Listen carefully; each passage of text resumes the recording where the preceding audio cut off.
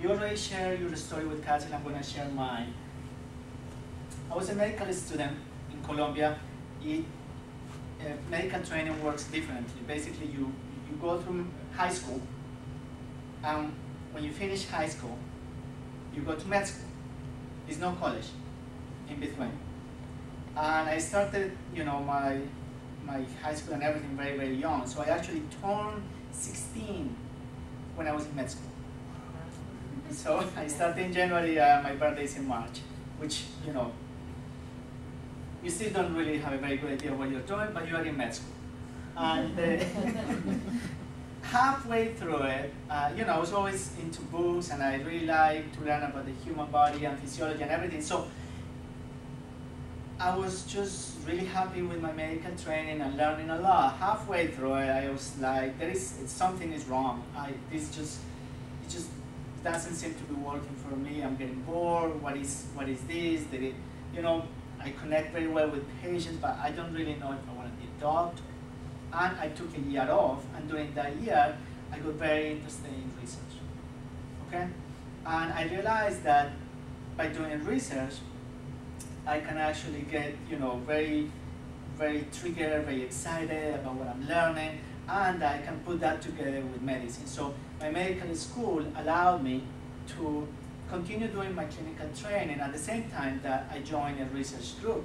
And this was a neuroscience and neurology research group, and this is where I met my first mentor, Dr. Francisco Lopera, in Colombia, and I started to participate in research activities. So, I came back to med school, continued with my training, and when time came for my internship, I decided that instead of just going through the regular rotations where, 1 month I will be seeing, pediatrics, and another month I'll be seeing obstetrics, OBGYN, and so I wanted to spend a year doing research, and something that was very interesting for me.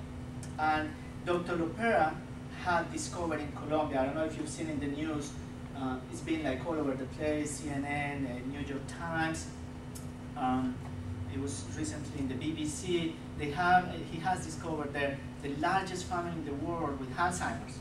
Have you heard about Alzheimer's disease?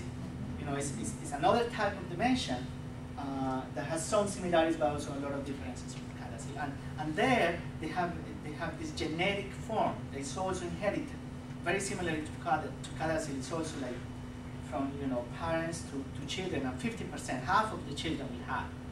And the family there was just remarkable. It was like 5,000 individuals. You hear talking about your family. You can go back one generation. You can put like, 20, 40 people together. There, he was able to put 5,000 under the same, genealogy. Half of them had Alzheimer's, and that was remarkable. But kind of like when I saw that, it was very interesting, but it was kind of done. Already accomplished. There was nothing, the family had been discovered and everything. And, he was like, but there are a lot of people working on this. Instead, I have this other thing, this other family here. It's much smaller, and I think they may have CADASIL because they all get strokes. Why don't you take this? And he handed me over this this piece of paper with some images of the genealogy, and there were like, 100 people in there put together. Some of them had strokes, some of them had dementia. And I was like, why don't you work on this? And you can spend that year of your internship just working with these patients. And I was like, okay, it seemed like, maybe less relevant at the time. And it was a smaller family and no one really cared about it too much. But I was like, maybe I can make something out of it. So I started to work with these patients. I started to make phone calls. And that family of 100 became 200, then 300, then 400, 500, then 600, then 700. We had in Colombia what seemed to be the largest family in the world with something that looked like CADASIL. Back then we didn't even know if the mutation was there or not, if maybe it was in Eugene, what was going on. And I got really excited, and this is why I'm telling you, I've seen hundreds of patients. And in Colombia,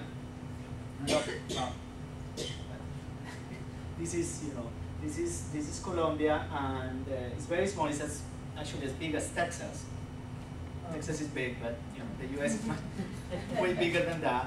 And then, however, we have states.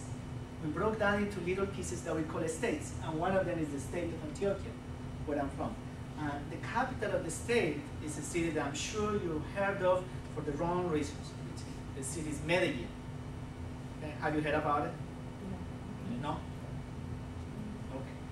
Good.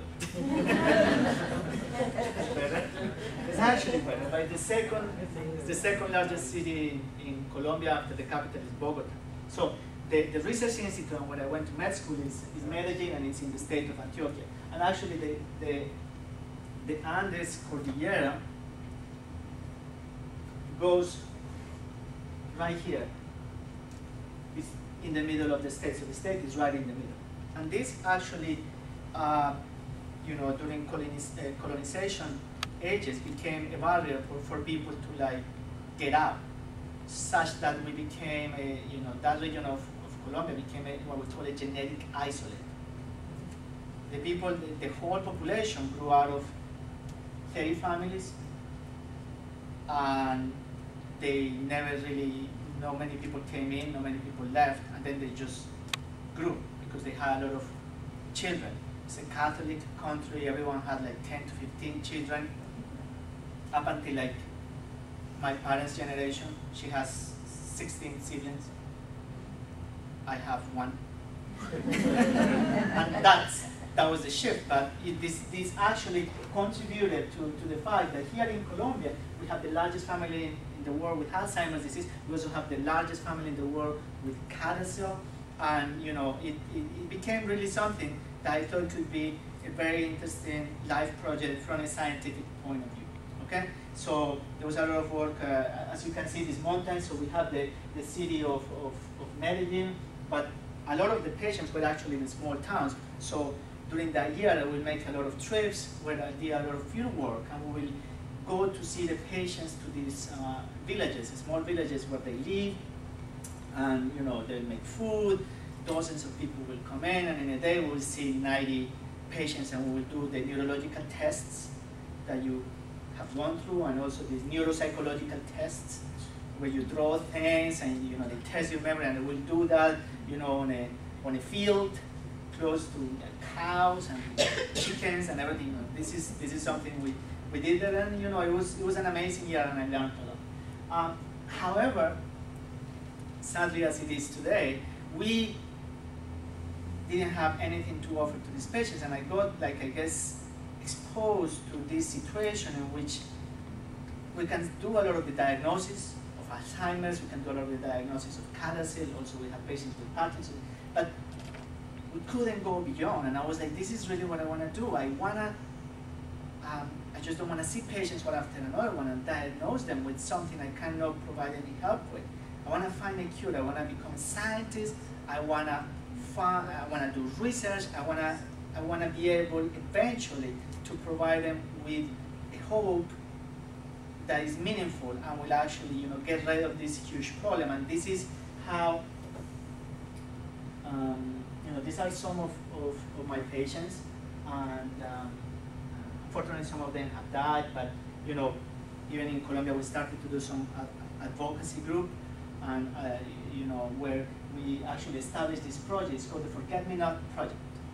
Okay, and what we did is that we, you know, because we had families, we started to develop this system where we could match a family from an international location with a family in Colombia, and they can provide us with financial help, such that they, we can provide the patient not only with, like, you know, yes, they need a cure, but they also need a lot of things that they cannot provide to their relatives, like, you know, I don't know, medicines, at some point diapers, you know, a lot of things that were just missing, and we felt that was also important in between. So these are some of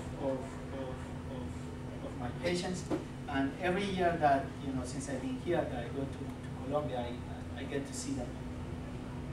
Now, in Colombia, we were able to do all this clinical work, this just seeing patients. We were able to do some, you know, CAT scans and MRIs, but